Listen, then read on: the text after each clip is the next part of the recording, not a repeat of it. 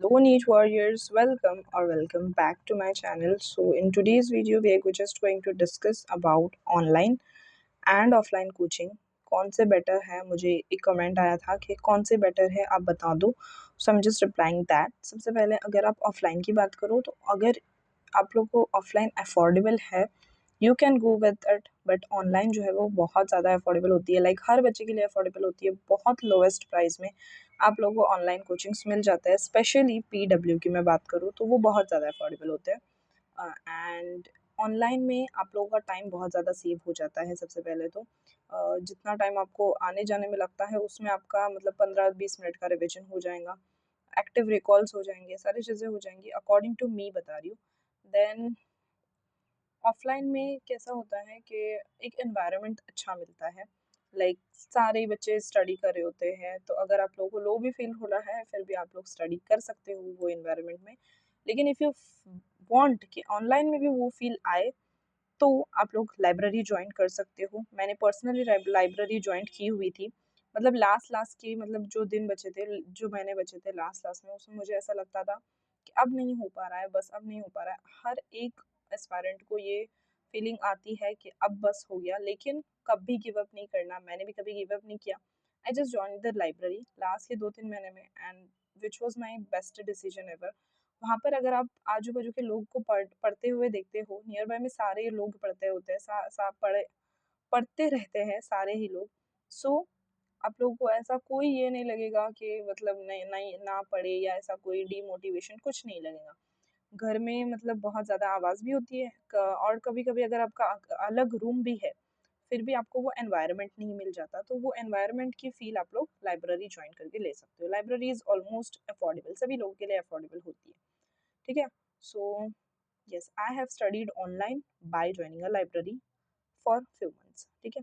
So I hope अब doubt clear हो गया होगा. अगर फिर भी कोई डाउट है you can just comment it down. अब हम डिस्कस करने वाले हैं about which online coaching is best.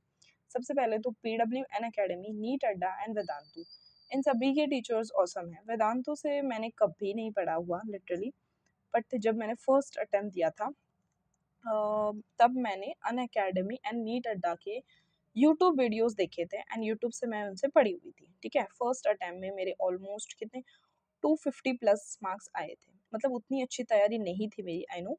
लेकिन फिर भी मैंने यूट्यूब से अन अकेडमी, नीट अड्डा एंड PW, इन तीनों के कॉम्बिनेशन से मुझे 250 प्लस आ गए थे. एंड उसके बाद फिर सेकेंड अटेम्प्ट जब मेरा रहा तब मैंने PW का यकीन 2.2 बैच ले लिया था.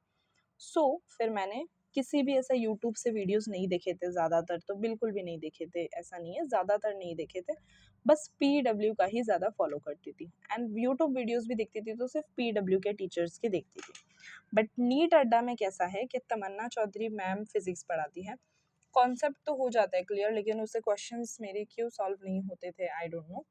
वेदांतु से तो मैंने कभी नहीं पढ़ा. अन अकेडमी में जो सीप मैम है, सीप पाहुजा मैम, उनसे मैंने बायोलॉजी पढ़ी हुई है. नीट अड्डा में भी गरिमा गोयल मैम है, उनसे भी मैंने बायोलॉजी के नाइट शॉर्ट सीरीज ऐसे कुछ थी सीरीज, वो उसमें मैंने पढ़ा हुआ है. And yes, so that was it. बाकी अभी तो मतलब इस ईयर तो मैंने सिर्फ PW से ही पढ़ा था.